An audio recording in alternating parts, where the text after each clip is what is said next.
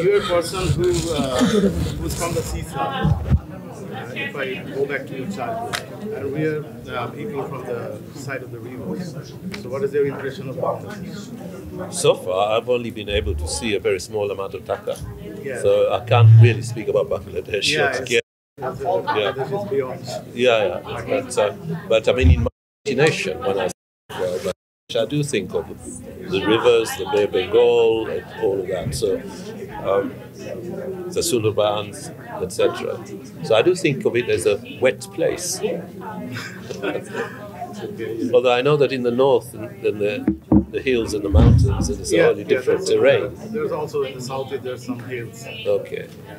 So you see, that's my ignorance about Bangladesh. You'll probably have the chance to visit. I hope so. In future and know more about us.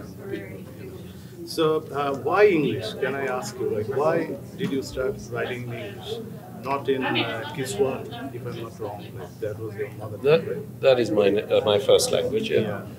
Because I don't think that writing is always just a simple matter of choosing a language. Especially if you have an alternative, if you have an option, that's one thing. I don't want to dictate to anybody to say write in this language because it's your language. This obligation, this sense of obligation. Some people feel differently and feel you should, and that it should be your obligation. I don't share that view. So in my view, I feel that I'm happy if a writer wants to write in French or in Bangla or whatever. It's their business. So I don't want to dictate to writers in that way. But on the other hand, from my experience of coming, sort of encountering English, is of course firstly because we were colonized by the British. So you learn it at school, or I learned it at school, and it turned out that I discovered that I had a kind of facility in it. I could use it in a way that was pleasing, that I enjoyed. I was also reading in English because that was what was available to us. So by both a series of accidents and also, but then in this process, kind of discovering a certain kind of, intimacy with the language. So when it came to actually thinking or writing, I didn't even think hard. Because this is a language I had a certain kind of familiarity with and a knowledge of and so on. Certainly it was nothing in my mind about if I write in English it's more likely that I will be published, or if I write in English it's more likely that it will be... That happened that later, yeah. So the start of the process is simply this is a language I feel comfortable in. And so I write in it. The notion of storytelling, I think, is very important. We know of this word called griot in Africa. So, as far as your writing is concerned, what is your connection between storytelling, oral storytelling? How much it, played a part in terms of your writing fiction? Well, the griot, of course, is a different thing, because the griot will be a communal, a kind of keeper of the stories of the community. Okay. So in a way, he would be a special kind of storyteller, sort of almost like the memory of the people. But oral storytelling happens in a kind of proletarian way. In everybody's home, aunts and grandmothers and mothers. We grew up listening to stories. Exactly. And it's nothing special to one place. Yeah. It's more or less, of course, TV in many cultures has replaced that process now. Yeah, it came around 80s in our country. Changed a little bit. Yeah, like, Salman Rushdie, we can take the example. In his fiction, you can have all those elements. Sure. So I mean, it's one of the losses, if you like, of both smaller families. I mean, what do they call it? What do they call sort of just two mother, father, and children? There's a word for it. Oh, right. Nuclear family. Yeah, that's it.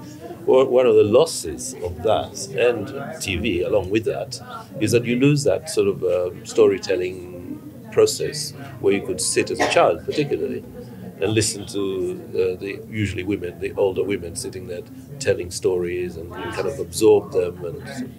But also men, of course, men always sitting around yapping and talking, But usually they didn't allow little ones to sit nearby because then they couldn't talk dirty. The novel that so far I have read written by you is you tell stories but written in a very simple way. But once you move closer and you get into the body of that fiction, it becomes very profound. I mean, the weight of it, when you start feeling all this, and those are like fragmented stories from the places of the people who are like never unheard of, whom we don't know about, and these interconnected histories that you talk about, particularly from your part of the world, that Zanzibar and the eastern part of Africa. What is your, do you think a lot about your language when you write novels? Like there are writers who think a lot about their forms and this is the language I would apply to this fiction. Yes, of course. I mean that the pleasure of writing is in fact that shaping and organizing, and voice and deciding when to bring this and that in. So yeah, all of that. That's the greatest pleasure of writing as a process. I mean, of course, the even greater pleasure of writing is to have the whole thing finished, complete, and published. But the process, the pleasure of the process of writing is exactly what you described. Okay. So can I Yeah, please. question again? If I put that away, that your novels especially, it goes like a dialogue between two souls. One, 18 years old, living in Zanzibar, and another one, that you, a successful writer. Can you put that way? Dialogue between two souls, your past and your present. If you wish, but it's also dialogue, if you like, with the world I live in. Yes. It's not just that self I'm interested in. It's the events, the histories, Right. what we share between us. So it's not just about these two selves. So it's a kind of collective memory you're dealing with. Memory of an individual or collective memory. Shall we say questioning, collective questioning? Collective questioning. So it's not just trying to remember things, but just to consider what are the things that matter in the world we live in now. I don't mean in a big way like we were discussing earlier about climate change and so on. Of course, we have to think about things like that. But smaller things that we live that affect our ordinary lives. But sir, distancing from the past and history, and again, you're writing about it, right? So what would you tell us about the authenticity of it? I mean, the memory, and especially for the Bangladeshi readers who may not know enough about the crisis of Tanzania or Africa specific. So if we want to compare your version of narrative, with the history written in the text, with your fiction, so how would we conclude that? The true history in your fiction, how would you conclude that? If you search the history of Tanzania in your fiction. I'm not a historian, I'm a fiction writer. So, but there are consequences to certain historical moments that are still with us. Let's say, for example, the war that I describe in Afterlives, or colonialism, or gender injustices. And these are things that continue to be part of ordinary life. It's that I'm interested in. So when you say history and fiction, you're separating things which I'm bringing together. You're making them seem as if they're different things. To me, they're not different, because what is history is also today. Yes. You see what I mean? Yes, sir, exactly. Does emigrating make it easier to write about the places that you live behind, the people that you don't see anymore or you haven't seen for ages, or make it things more complicated? Well, I mean, I'm not sure I could answer that question since I did do it, So I can't revise. Of course, I have an idea, which is there is a kind of a general belief that distance gives you perspective. Maybe so. What it does do is it gives you time to think. When you're in the midst of living, even through difficult circumstances, there is always a way in which people, through sympathy, make life easier.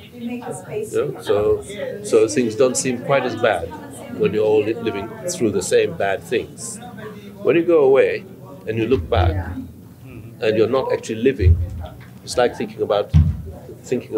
Imagine what somebody from Afghanistan thinking about what happened there. It probably will be much more painful when you're away from it and safe than if you're in the middle of it. Because if you're in the middle of it, you live it and you do your best.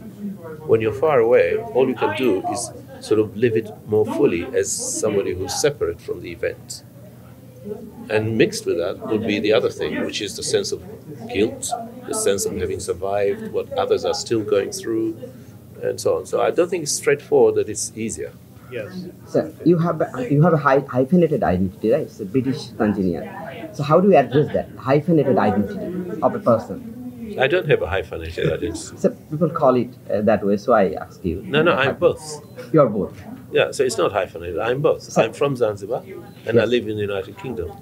So in the context of diasporic writings, we see that especially Naipaul and Rushdie, they have mixed reception in their land, homeland, back home. So what is your reception in Tanzania when you're writing about them? They love me. Yes. They do. I'm not Naipaul. No, right, sir. I don't write those kinds of ugly things that Naipaul was writing about everybody, but especially about his country. And as far as I know, especially since the award of this prize, they're very pleased and they're very welcoming.